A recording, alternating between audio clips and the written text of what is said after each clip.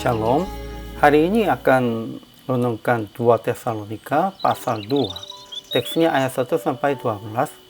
Saya sudah bagi dua paragraf. Paragraf yang pertama ayat 1 sampai 2. Tak usah lekas bingung dan gelisah sekalipun mendengar berita kedatangan Yesus. Paragraf yang kedua ayat 3 sampai 12. Sebelum hari kedatangan harus datang dahulu murtad dan harus dinyatakan dahulu manusia durhaka. Dia akan duduk di bait Allah dan mau menyatakan diri sebagai Allah. Tuhan Yesus akan membunuhnya dengan nafas mulutnya dan akan memusnahkannya pada saat ia datang kembali. Kesimpulannya, menurut Paulus, orang percaya tak usah lekas bingung dan gelisah sekalipun mendengar berita kedatangan Yesus. Paulus berkata, sebelum hari kedatangan harus datang dahulu murtad dan harus dinyatakan dahulu manusia durhaka yang harus binasa. Manusia durhaka akan duduk di bait Allah dan mau menyatakan diri sebagai Allah. Tetapi selanjutnya, Tuhan Yesus akan membunuhnya dengan napas mulutnya. Tuhan mendatangkan kesesakan atas mereka supaya dihukum semua orang yang tidak percaya akan kebenaran dan yang suka kejahatan. Ajaran tentang Allahnya. Pertama, pada waktu si pendurhaka baru akan menyatakan dirinya, Tuhan Yesus akan membunuhnya dengan napas mulutnya dan akan memusnahkannya kalau ia datang kembali.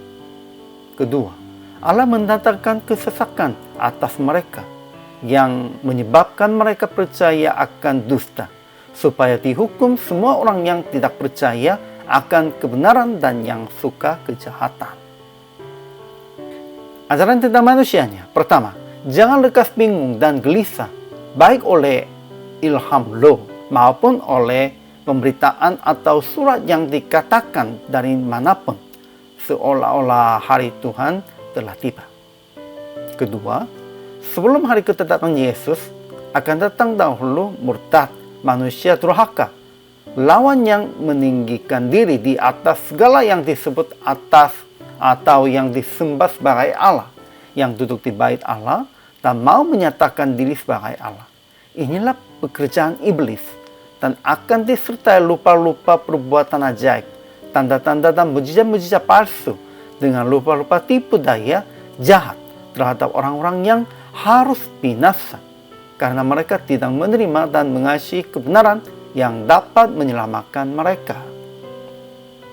Jadi aplikasinya, pertama, jangan lekas bingung dan gelisah sekalipun banyak orang berkata tentang kedatangan Yesus, menantikan kedatangan Yesus dengan percaya yang ia datang sebagai juru selamat.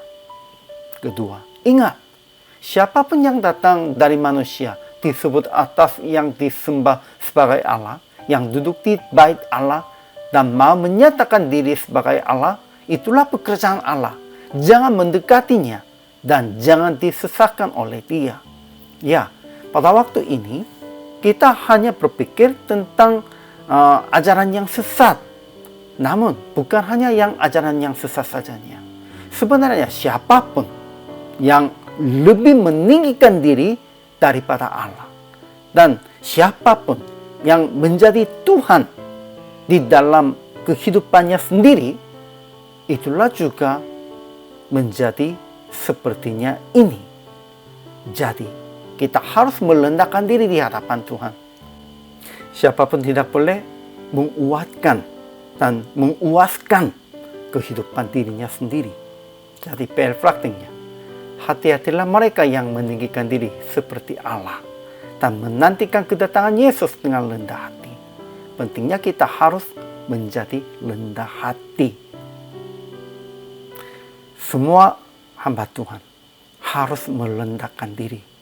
Tidak boleh meninggikan diri. Janganlah lebih tinggikan daripada Tuhan, daripada takhta Allah. Hari ini juga selama melayani, Tuhan Yesus memberkati.